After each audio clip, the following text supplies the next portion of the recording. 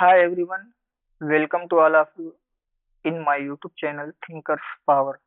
दोस्तों आज हम लोग भूगोल का तीसरा पार्ट देखेंगे। इसमें हम लोग भारत की भूगर्भीय संरचना के बारे में देखेंगे। चलिए शुरू करते हैं। सबसे पहले हम लोग देखते हैं भौगोलिक कालखंड के बारे में। तो सबसे पहले आता है महाकल्प, फिर आता है उसके अंदर काल। जैसे ये महाकल्प है तो महाकल्प के अंतर्गत कई काल आते हैं, ठीक। जैसे ये देख सकते हैं, तो महाकल्प बड़ा होता है और उसके अंतर्गत आने वाले काल छोटे होते हैं। तो सबसे पहले है अजोइक महाकल्प। अजोइक महाकल्प में जो है आर्कियन काल, फिर कैम्ब्रियन काल, यही सब आते हैं। और अगर मोटा मोटा कहा जाए तो अजोइक महाकल्प की विशेषताएं क्या हैं, तो इसमें आर्कियन क्रम की धारवाड़, कुडप्पा, विंध्य क्रम की चट्टानों का निर्माण हुआ।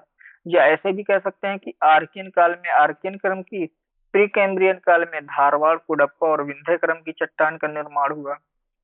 आगे देखते हैं हम लोग अब। फिर है पेलियोजोइक महाकल्प और प्राइमरी या प्रथम युग। तो देखिए पेलियोजोइक और प्रथम युग के अंतर्गत जो काल आते हैं वो है कैम्ब्रियन और कार्बोनिफेरस। तो देखिए कार्बोनिफेरस वही वेगनर के भू सन्नति सिद्धांत वगैरह वाला है ना। सॉरी, वेगनर का महाद्वीपीय विस्थापन सिद्धांत। तो महाद्वीपीय विस्थापन सिद्धांत कार्बोनिफेरस युग से ही संबंधित है। अगला महाकल्प जो है हमारा, अगला है मेसोजोइक और द्वितीयक युग। तो देखिए इस मेसोजोइक और द्वितीयक युग में जो है परमियम, ट्रियासिक, जूरासिक, क्रिटेशियस, ये सभी काल आते हैं। तो मेसोजोइक और द्वितीयक महाकल्प में जो है गोंडवाना क्रम की चट्टान और दक्कन ट्रैप का निर्माण होता है। ये सभी चीज अभी हम लोग डिटेल में आगे पढ़ेंगे। अब है माउंटेन ग्रे, यानी सेनोजोइक और तृतीयक युग। तो सेनोजोइक और तृतीयक महाकल्प में इयोसीन, ओलिगोसीन, मायोसीन, प्लायोसीन आदि काल आते हैं। और इनकी विशेषता क्या है कि इस काल में महान हिमालय, मध्य हिमालय, शिवालिक हिमालय आदि का निर्माण हुआ। चलिए अब हम लोग देखते हैं अगले महाकल्प के विषय में। अगला महाकल्प है नियोजोइक और चतुर्थक युग। तो देखिए नियोजोइक और चतुर्थक युग में जो काल आते हैं वो है प्लिस्टोसीन, होलोसीन।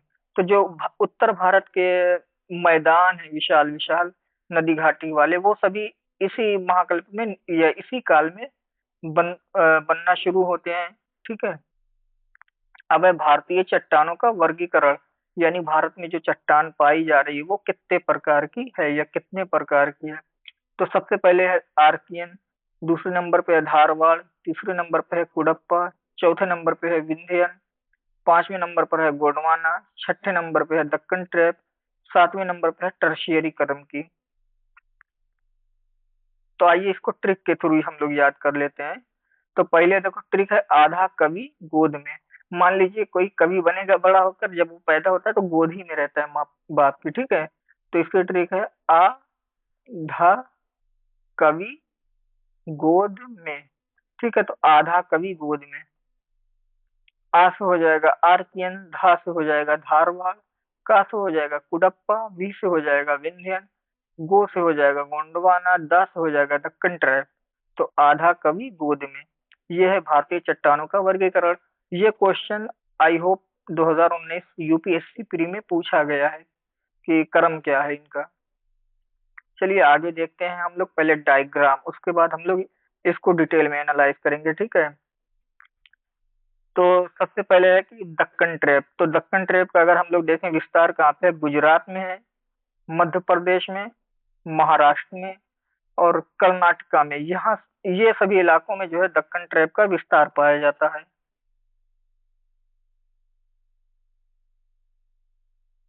अब अगला है हमारा गोंडवाना क्रम की चट्टान, ठीक है। तो गोंडवाना क्रम की चट्टान में देखा जाए तो इसका विस्तार मध्य प्रदेश, बिहार, पश्चिम बंगाल, उड़ीसा, छत्तीसगढ़, आंध्र प्रदेश, इन सभी इलाकों में फैला हुआ है। उसके बाद है धारवाड़ क्रम की चट्टान। तो धारवाड़ क्रम की चट्टान महाराष्ट्र, गोवा, कर्नाटक, केरल, तमिलनाडु आदि राज्यों में फैली हुई है। उसके बाद है विंध्य क्रम की चट्टान। तो विंध्य क्रम की चट्टान वही होगी जहाँ विंध्य पर्वतमाला का विस्तार है। तो विंध्य पर्वतमाला का विस्तार कहाँ पर है, आप लोग कमेंट में बताइए। तो वैसे देख लिया जाए तो मध्य प्रदेश और महाराष्ट्र के कुछ पार्ट में, छत्तीसगढ़ में, बिहार में, उत्तर प्रदेश के कुछ पार्ट में विंध्य क्रम की चट्टान पाई जाती है। उसके बाद है कुडप्पा क्रम की चट्टान। तो कुडप्पा क्रम की चट्टान मुख्य रूप से देखा जाए तो कर्नाटक में शुरू होती है, सॉरी, मुख्य रूप से आंध्र प्रदेश में शुरू होती है, और कर्नाटक के कुछ पार्ट, आंध्र प्रदेश के कुछ पार्ट, और उसके बाद उड़ीसा के कुछ पार्ट में कुडप्पा क्रम की चट्टान पाई जाती है। अब आइए महाद्वीपीय विस्थापन जो सिद्धांत था उसके बारे में देखते हैं हम लोग। सबसे पहले जैसे वेगनर महोदय ने एक सिद्धांत दिया कि उन्होंने कहा कि जितनी, जैसे ये पृथ्वी है ना, ये पृथ्वी है, पृथ्वी पे दो पार्ट है, ठीक,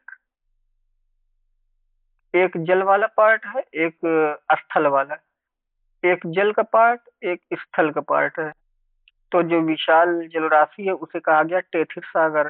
तो टेथिस सागर विशाल जलराशि को, और जो विशाल भूखंड है इसे पैंजिया कहा गया, ठीक।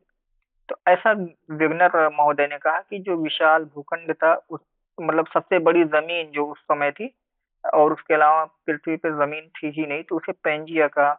अब सबसे बड़ा समंदर जो उस समय पृथ्वी पर था, यानी उसके अलावा कोई जलराशि थी ही नहीं, तो उसे टेथिस सागर कहा गया। और यही पेंजिया दो पार्ट में टूट जाता है आगे। तो जो इसका उत्तरी भाग है उसे अंगारा लैंड या लारेंशिया कहते हैं, और इसका जो दक्षिणी भाग है इसे गोंडवाना लैंड कहते हैं। तो ये नॉर्थ वाला पार्ट है, ये साउथ वाला, ठीक। तो साउथ वाला गोंडवाना लैंड, नॉर्थ वाला अंगारा लैंड या लारेंशिया कहलाएगा। तो ये वेगनर महोदय का सिद्धांत था। आई होप आप लोगों को समझ में आया होगा। जब ये विश्व भूगोल पढ़ेंगे तो इसको डिटेल में देखेंगे हम लोग। चलिए आते हैं हम लोग अब इसके सिद्धांत पर डायरेक्ट। तो यही बात तो बताई है इन्होंने कि गोंडवाना लैंड से जो है, देखो ये गोंडवाना लैंड से क्या क्या बना है। तो गोंडवाना लैंड में देखा जाए तो ऑस्ट्रेलिया है, भारत है, अफ्रीका महाद्वीप है, दक्षिणी अमेरिका महाद्वीप है, और उसके साथ साथ जो आर्कटिक सागर वाला इलाका ये सब है। लेकिन अंगारा लैंड में जो है यूरोप यूरोप था। तो यही जो भारत है ये जाकर यूरेशियन प्लेट से टकराया, और आज के स्वरूप में भारत हमारा दिख रहा है। यानी हमारा भारत लगातार उत्तर दिशा में बढ़ता जा रहा है। चलिए आगे देखते हैं अब हम लोग भारत की प्रमुख चट्टान प्रणाली। तो सबसे पहले हमारा है आर्कियन क्रम की चट्टान, ठीक है। तो आर्कियन क्रम की चट्टान के बारे में हम लोग देख लेते हैं। आर्कियन क्रम की चट्टान जो है सबसे प्राचीन आग्नेय एवं कायांतरित चट्टान है। चलिए देखते हैं अब हम लोग इसको पहले सेट कर लें। हाँ, ये है आर्कियन क्रम की चट्टान, इसको शुरू करते हैं अब हम लोग। तो सबसे पहले स्लाइड में देख लेते हैं, फिर इसके बाद जो एक्स्ट्रा पॉइंट्स है मैं भी नोट करवा दूंगा। आर्कियन क्रम की चट्टान। तो देखिए पृथ्वी के ठंडे होने के बाद सबसे पहले इन्हीं चट्टानों का निर्माण हुआ। रूपांतरण के फलस्वरूप अपना मौलिक रूप ये खो चुकी हैं, इसमें जीवाश्म नहीं पाए जाते। आइए देखते हैं हम लोग।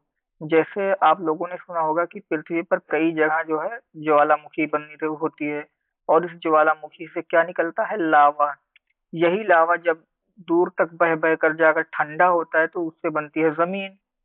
तो ऐसा ही आर्कियन चट्टान है। मतलब जब पृथ्वी से लावा वावा निकला है ज्वालामुखी के द्वारा, और वो ठंडा होकर कठोर रूप धारण किया, तो उसे आर्कियन चट्टान बोला गया। और इस पे जब बारिश हुई, हवा ने खूब इसका इरोजन किया, तो इससे ये जो इसका मूल स्वरूप था वो खो खो चुकी। अगर एग्जाम्पल के थ्रू समझा जाए, जैसे कोई पाउडर वाउडर लगा ले अच्छा सा, उसके बाद उसे पंखे के सामने खड़ा कर दो, क्या होगा, पाउडर उड़ जाएगा। या कोई पाउडर लगाया है, उसके ऊपर एक बाल्टी पानी डाल दो, क्या होगा, पूरा पाउडर उतर जाएगा ना। तो ऐसे ही आर्कियन क्रम की चट्टान के साथ हुआ। उस पर जब तेज हवा पड़ी, उस पर जब बारिश हुई तो उससे क्या हुआ कि उसका मूल स्वरूप जो था वो मिटने लगा। अब ये बताओ, लावा निकल रहा है पृथ्वी का, उसमें अपना हाथ डालो देखो क्या होगा। तो वैसे ही जो भी जीव वगैरह थे, जो भी जीवाश्म था, जब वो आर्कियन कर्म की चट्टान के निर्माण के समय उसमें गया होगा तो क्या वो बचेगा कि जलकर राख हो जाएगा? जैसे चिकन तंदूरी बनती है, अगर उसमें देख लो, वीडियो वीडियो में आता है ना, तो उसमें ज्यादा तेज आग रहती है, तो उसमें जब डालते हैं चिकन विकन वो सब जलकर राख हो जाता है। तो ऐसे ही आर्कियन कर्म की चट्टान का लावा एकदम जल रहा था, तो उसमें कहाँ से रुकेगा, वो जलकर खाक हो जाएगा ना। चलिए इसमें जो एक्स्ट्रा पॉइंट है वो देख लेते हैं। तो देखिए, आर्कियन क्रम की जो चट्टानें थी, इनका विस्तार दक्षिण भारत के पठार जैसे कर्नाटक, तमिलनाडु, आंध्र प्रदेश, केरल आदि में हुआ। और बुंदेलखंड के पठार के अंतर्गत मध्य प्रदेश, उत्तर प्रदेश का दक्षिणी भाग, ये सभी आर्कियन क्रम की चट्टानों का विस्तार वाला पार्ट है। और कर्नाटक के पठार में देखा जाए तो बेल्लारी है, धारवाड़ है, चिकमंगलूर है, शिमोगा, यानी सबसे ज्यादा आर्कियन क्रम की चट्टान का विस्तार कर्नाटक में है। महाराष्ट्र का दक्षिणी भाग जैसे कोल्हापुर, संगाली, ये सब भी है। आंध्र प्रदेश में तेलंगाना, आंध्र प्रदेश और तेलंगाना में देखा जाए तो अनंतपुर है, कडप्पा है, ये सभी। तो आर्कियन क्रम की चट्टान मेन मेन क्या याद रखना है, सबसे पहले कि ये सबसे प्राचीन है और कायांतरित चट्टान है ये, ठीक है, यानी अपना स्वरूप बदल चुकी है। और यहाँ सबसे ज्यादा जो पाई जाने वाली धातु कौन से, ग्रेनाइट है, नीस है, शिस्ट है। यानी हम लोग जैसे घर और में किचन में जो पत्थर लगवाते हैं ना, तो उन्हीं को ग्रेनाइट बोलते हैं। तो ये सभी आर्कियन क्रम की चट्टान से ही प्राप्त हुए हैं। चलिए अगली चट्टान हम लोग देखते हैं। अगली चट्टान हमारी है धारवाड़ क्रम की। तो धारवाड़ क्रम की चट्टान देखते हैं। तो आर्कियन क्रम की चट्टान के अपरदन व निक्षेपण से इसका निर्माण हुआ। इसमें भी जीवाश्म का अभाव है। अरावली पर्वत माला का निर्माण इन्हीं चट्टानों से हुआ। इसका नाम कर्नाटक के धारवाड़ जिले के नाम पर पड़ा। आर्थिक दृष्टि से यह सबसे महत्वपूर्ण है क्योंकि इसमें लोहा, सोना, मैग्नीज आदि पाई जाती है। ये बताओ, जहां पर आर्कियन क्रम की चट्टान का विस्तार होगा वहीं पे धारवाड़ भी पाई जाएगी, क्योंकि इसमें एक बात बोला है कि आर्कियन जो क्रम की चट्टान है, ये आर्कियन क्रम की चट्टान है। तो आर्कियन क्रम की चट्टान के अपरदन व निक्षेपण, वही बात कि मान लीजिए किसी को पाउडर लगाकर हवा के सामने खड़ा कर दो, पंखे के सामने, या उसके ऊपर एक बाल्टी पानी डाल दो, तो पाउडर अलग, उसका रियल स्वरूप अलग हो जाएगा। तो वैसे ही आर्कियन क्रम की चट्टान है, ठीक है, कि उस पर जब जल, वायु, ये सभी का जो है दबाव पड़ा तो उससे वो अपने मूल स्वरूप को छोड़ दी। तो इससे बनी है धारवाड़ क्रम चट्टान, ठीक है। तो इसमें जीवाश्म का अभाव है। जाहिर सी बात है, जब आर्कियन क्रम की चट्टान में नहीं रहा होगा तो धारवाड़ में कहाँ से आ जाएगा, क्योंकि इसके स्वरूप में बदलाव हुआ, ताप दाब में सब परिवर्तन हुआ, तभी तो ये कायांतरण से बनी होगी। जो हमारी अरावली पर्वतमाला, वही जिसका बवाल चल रहा था कि 100 मीटर के कम वाली को अरावली नहीं माना जाएगा, तो फिर बचता ही क्या। तो अरावली पर्वतमाला का निर्माण भी इन्हीं चट्टानों से हुआ है। और सबसे पहले जो धारवाड़ क्रम की चट्टान पाई गई वो कर्नाटक के धारवाड़ जिले में। तो जैसे ये भारत का पार्ट है, तो यहाँ कर्नाटक वाला इलाका है ना, ये कर्नाटक का इलाका है ना, तो कर्नाटक के धारवाड़ में सबसे पहले पाई गई। अगर हम लोग देखें तो धारवाड़ क्रम की चट्टान का विस्तार तो सबसे ज्यादा जो है कर्नाटक के पठारी इलाकों में है। और कर्नाटक के पठारी इलाकों में जैसे बेल्लारी है, धारवाड़ है, चिकमंगलूर है, शिमोगा है।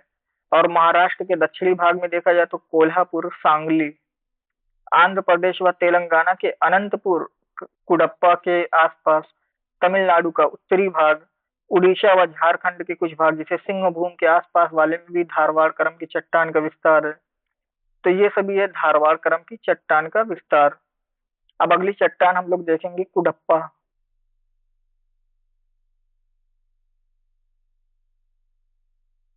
चलिए देखते हैं कुडप्पा क्रम की चट्टान।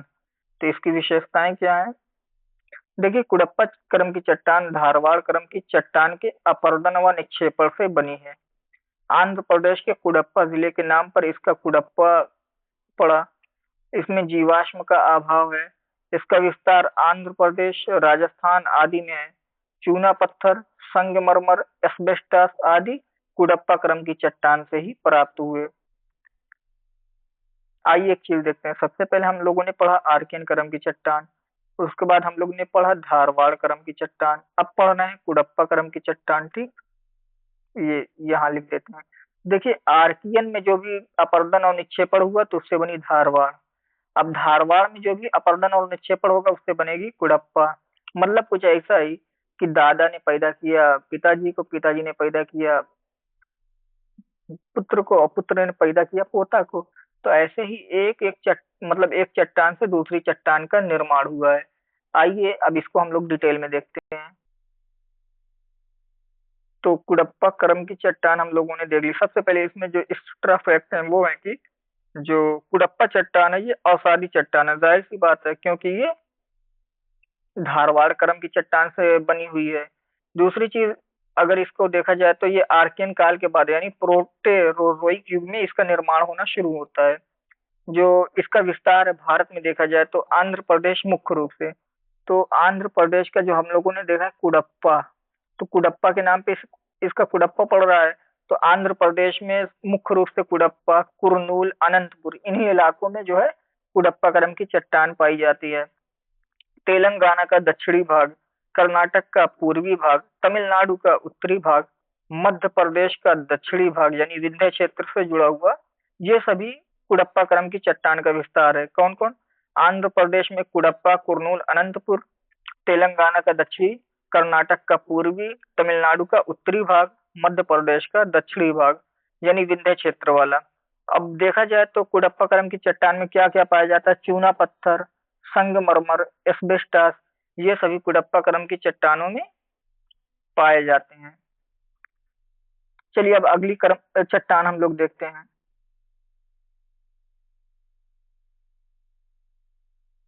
अब अगली चट्टान है विंध्य क्रम की। विंध्य क्रम की चट्टान, तो देखिए सबसे पहले इसमें क्या देखना है हमें। तो देखिए विंध्य क्रम की चट्टान विंध्याचल के नाम पर इसका नाम पड़ा। छिछले सागर एवं नदी घाटियों में जल निक्षेप द्वारा इसका निर्माण हुआ। मध्य प्रदेश का पन्ना, आंध्र प्रदेश का गोलकुंडा इसी संरचना के अंतर्गत आते हैं जहां से हीरे प्राप्त होते हैं। इन चट्टानों में चूना पत्थर, चीनी मिट्टी, बलुआ पत्थर, डोलोमाइट आदि पाए जाते हैं। सांची का स्तूप, लाल किला, जामा मस्जिद आदि यहाँ से प्राप्त पत्थरों से बने हुए हैं। तो सबसे पहले इसमें समझते हैं एक एक कीवर्ड। देखिए विंध्य क्रम की जो चट्टान है ये विंध्याचल के नाम पर पड़ता है, एकदम सिंपल से, कोई दिक्कत ही नहीं। तो जैसे कुछ सागर ऐसे होते हैं और कुछ सागर जो होते हैं वो, एक मिनट में व्हाइट पेपर ले लूं फिर बताता हूँ। हाँ, तो कुछ सागर ऐसे होते हैं और कुछ सागर ऐसे होते हैं। तो मतलब जो कुछ सागर होते हैं वो डीप होते हैं, गहरे होते हैं, और कुछ सागर जो होते हैं वो छिछले होते हैं। तो जो छिछले सागर होते हैं या फिर जो नदी है ना, जहाँ से नदी बहती है, नदी की घाटी जो होगी, तो ये नदी के आसपास का इलाका है। तो नदी की घाटी वाले इलाके में या छिछले सागर में इस चट्टान का निर्माण होता है।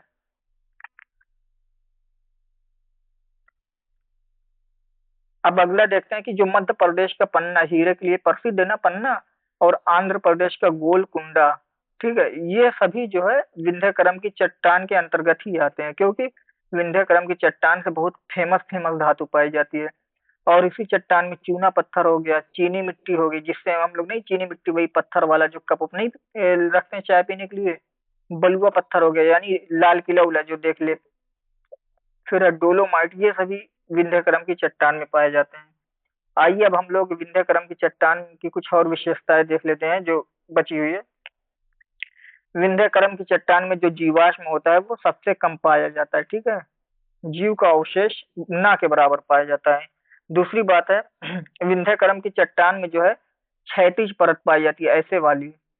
एक परत होती है लंबवत, तो लंबवत नहीं, विंध्य क्रम की चट्टान में क्षैतिज परत पाई जाती है, ठीक है, ऐसे ऐसे। तीसरी चीज, भारत की प्रसिद्ध कैमूर श्रेणी, तो जो बिहार है, उत्तर प्रदेश, इन सभी इलाकों में जो कैमूर पर्वतमाला है, ये कैमूर पर्वतमाला का विस्तार है ना, तो कैमूर पर्वतमाला विंध्य क्रम की चट्टान से ही बनी हुई है। और ये आप लोग जानते ही हैं कि बलुआ पत्थर, शेल, चूना पत्थर, ये सभी विंध्य क्रम की चट्टान से ही पाए जाते हैं। अब अगर देखें तो विंध्यक्रम की चट्टान में का विस्तार भारत में कहाँ कहाँ है। तो देखिए सबसे पहले एमपी का इलाका आता है, और एमपी मुख्य रूप से यानी मध्य प्रदेश का क्षेत्र मुख्य रूप से विंध्यक्रम की चट्टानों के लिए फेमस है। और मध्य प्रदेश में कौन सा उत्तर, और दूसरी चीज जो है उत्तर प्रदेश का दक्षिणी भाग यानी बुंदेलखंड वाला इलाका भी। तो एमपी यूपी, तो एमपी में अगर देखा जाए तो मध्य प्रदेश पूरा पूरा आता है, और यूपी में जो है बुंदेलखंड वाला पार्ट आता है।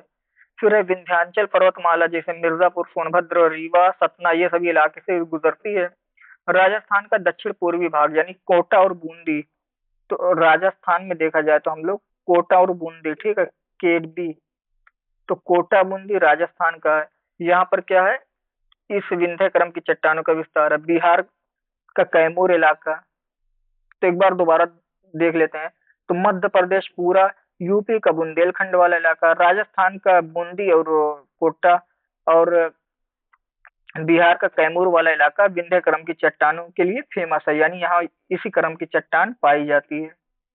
चलिए अब हम लोग आगे देखते हैं। तो विंध्य क्रम की चट्टान हो गई, आई होप आप लोगों को समझ में आ रही होगी। अब है गोंडवाना क्रम की चट्टान। तो देखिए गोंडवाना क्रम की चट्टान की उत्पत्ति मध्य प्रदेश के गोंड क्षेत्र से हुई। इस क्रम की चट्टान का निर्माण कार्बोनिफेरस से जुरासिक युग के बीच में हुआ। कार्बोनिफेरस काल में प्रायद्वीपीय भारत में कई दरारों के निर्माण के फलस्वरूप बीच की भूमि धंस गई तथा वनस्पतियों के दबने से कालांतर में कोयले का निर्माण हुआ। भारत के 98% कोयला इन्हीं संरचना में यानी दामोदर, सोन, महानदी, गोदावरी आदि की घाटियों में पाया जाता है। तो चलिए समझते हैं कि ये कहना क्या चाहता है। कि आप लोग सुने होंगे कि भारत में कई ऐसी जगह है दक्षिण भारत में जो कि मतलब बलाक पर्वत जैसे हैं, तो कुछ ऐसे ऐसे। तो दक्षिण भारत के कई पार्ट इस अवस्था से गुजर चुके हैं कि वहाँ भ्रंश और बलाक जैसे भू आकृति बनी हुई है। यानी जैसे ये जमीन है, अब इसी जमीन का मान लीजिए हो सकता है कि ये वाला किनारा है, ये वाला किनारा अपने मूल रूप में हो, लेकिन ये जो बीच वाला पार्ट है ये नीचे दब जाए। और ऐसा भी हो सकता है कि ये बीच वाला पार्ट ऐसे ही रुका रहे और ये दोनों साइड वाला पार्ट नीचे दब जाए। तो इसी को कहते हैं बलाक, भ्रंश बनना। तो ठीक है, ऐसा ही हुआ है। और अब जब ऐसा होगा तो इस पर जितने भी वनस्पति रही होगी, यानी इस पार्ट पे जितने भी पेड़ पौधे रहे होंगे या इस पार्ट पे जितने भी पेड़ पौधे रहे होंगे, वो सभी इस भ्रंश के कारण जमीन में जाकर दब गए होंगे कि नहीं। जैसे भूकंप आया नेपाल में, सब लोगों ने देखा क्या हुआ, कि जितने भी बड़े बड़े पेड़ थे, बड़ी बड़ी बिल्डिंगें थी, वो सभी जमींदोज हो गई। तो ऐसा दक्षिण भारत में भी हुआ होगा। तो यही पेड़ पौधे जब कई हजार सालों तक जमीन में दबे रहे तो वो कोयला बन गए, कुछ उसमें पेट्रोल का आकार लेने लगे, तो ऐसे ही जीवाश्म ईंधन बनने लगी ये सब। चलिए आगे देखते हैं अब हम लोग।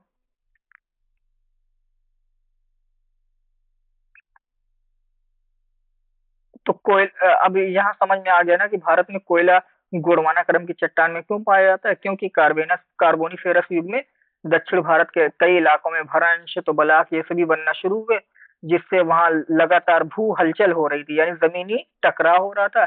और वहां पर जितने भी पेड़ पौधे थे ऊपर, वो सभी जमी के अंदर जमींदोज हो गए, जिससे कई सालों तक उस पर ताप दाब बढ़ने से वो जीवाश्म ईंधन का स्वरूप धारण कर लिए। तो गोंडवाना क्रम की जो चट्टान है उसमें 90% से अधिक कोयला पाया जाता है। यानी भारत में जितना भी कोयला पाया जाता है उसका 90% कोयला गोंडवाना क्रम की चट्टान में पाया जाता है।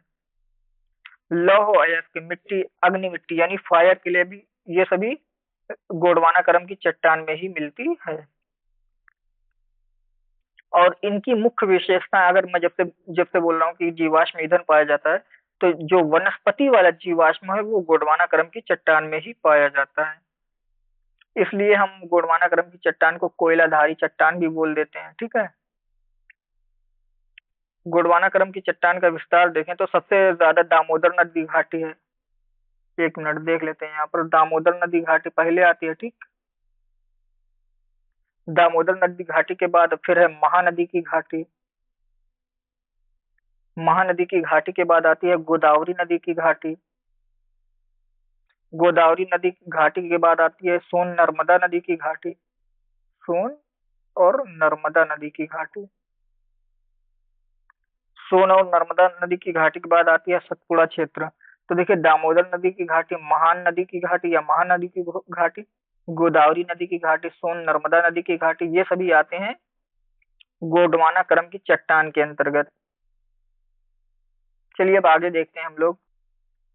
अब आगे की टॉपिक हम लोगों की है दक्कन ट्रैप। दक्कन ट्रैप के बाद खत्म ही है। चलो देखते हैं दक्कन ट्रैप। देखिए, दक्कन ट्रैप जो है क्रिटेशियस काल में ज्वालामुखी क्रिया के फलस्वरूप लावा के उद्गार से बना। यह संरचना बेसाल्ट चट्टानों से निर्मित है। इस चट्टान के विखंडन के फलस्वरूप काली मिट्टी का निर्माण हुआ। यहाँ मैं कुछ चीज बता दूं। जैसे मान लीजिए ये कोई पहाड़ है, ठीक, और ये कोई दूसरी जमीन है। तो जब भारत अफ्रीका वाले पार्ट से ऐसे ऐसे गुजर रहा था तो यहाँ पर लावा निकल रहा था, ठीक। अब जब लावा निकल रहा है तो लावा बहुत दूर तक फैलता है।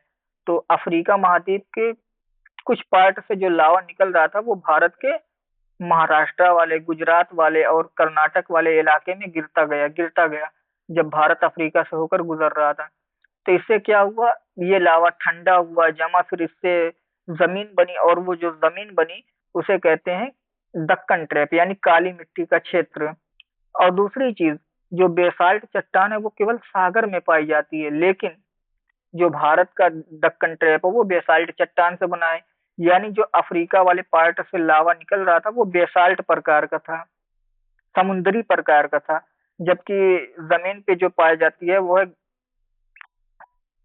ग्रेनाइट, शायद ग्रेनाइट पाई जाती है। जो जमीन का पार्ट है वहाँ ग्रेनाइट पाई जाती है, लेकिन जो समुद्री पार्ट है वहां पर बेसाल्ट पाया जाता है।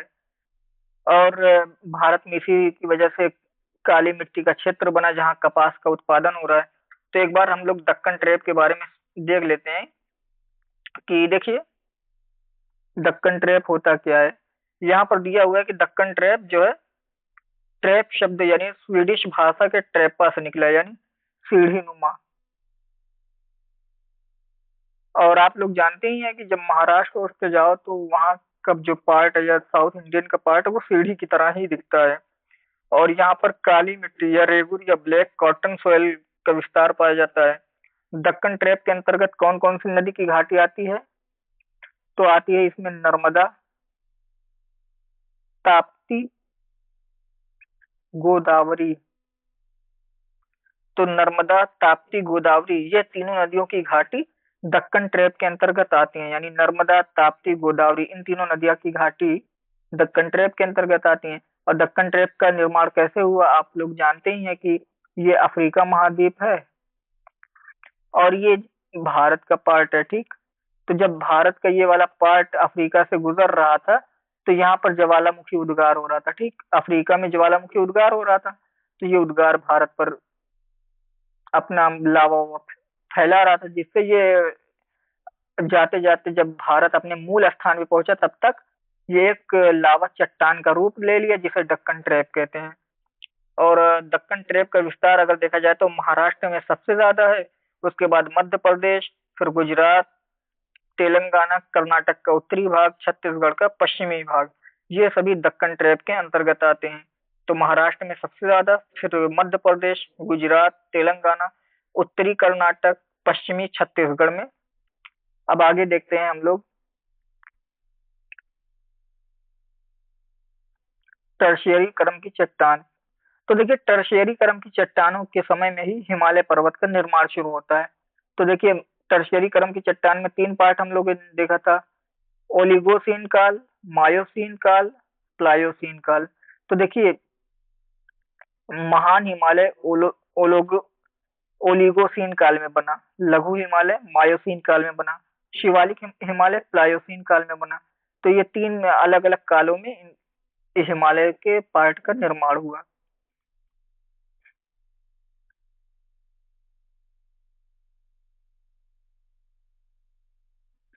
आइए अब हम लोग एक बार देख लेते हैं कि भारत का जो ये भौतिक पार्ट है कैसे हिमालय हिमालय वाला। तो देखिए, सबसे पहले है तिब्बत में जाएंगे तो कुनलुन पर्वत श्रेणी सब लोग सुने हैं, पामेर की गाठों। तो सबसे पहले उत्तर से दक्षिण का ये क्रम है, नॉर्थ टू साउथ।